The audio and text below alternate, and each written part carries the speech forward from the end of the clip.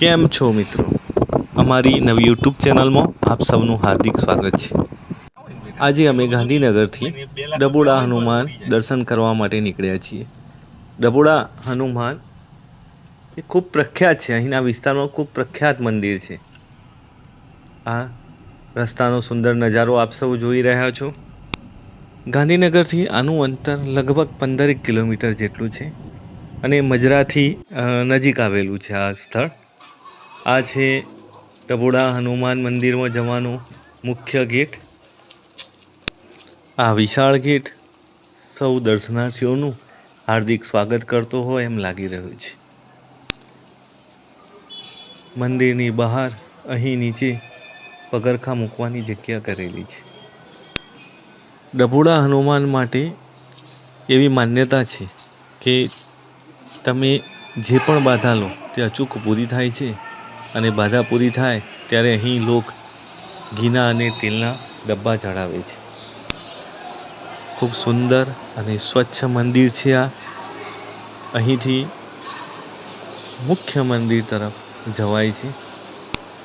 આ વિશાળ પટાંગણ છે મંદિરનું, જ્યાં દર્શનાર્થી આરામ કરે છે. આ છે ડબોડા હનુમાન. આપણે દર્શન કરીશું ડબોડા હનુમાનના. હનુમાનજીનો સુંદર અવલૌકિક નજારો છે. અહીં મંદિરમાં આવીને આ પવિત્ર વાતાવરણમાં ભક્તિમય થઈ જવાય છે. મારી ખૂબ લાંબા સમયથી આ મંદિરે દર્શન કરવા આવવાની ઈચ્છા હતી, જે આજે પૂરી થઈ છે. મંદિરમાં ખૂબ મોટી સંખ્યામાં ભક્તો દર્શન કરવા માટે આવે છે. આપ જોઈ રહ્યા છો આ મંદિરની અંદરનો એક અદ્ભુત નજારો.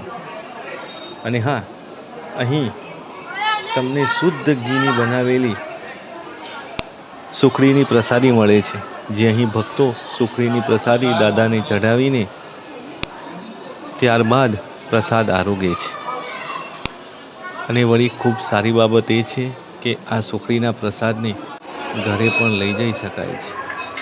આપ જોઈ રહ્યા છો એ દાદાનો સુખડીનો પ્રસાદ છે.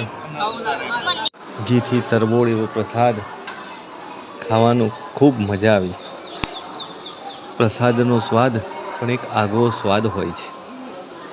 આ રીતે આજે આ દાદાના અહીં દર્શન કર્યા, દાદાના દર્શનનો લાવો લીધો અને દાદાના દર્શનથી ધન્ય બની અમે ત્યારબાદ ઘર તરફ પરત ફર્યા.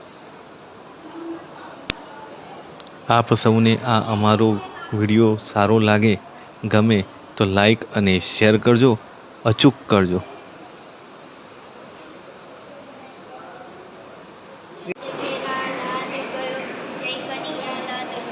હાથી ઘોડા પાલકી, જય કનૈયા લાલ કી,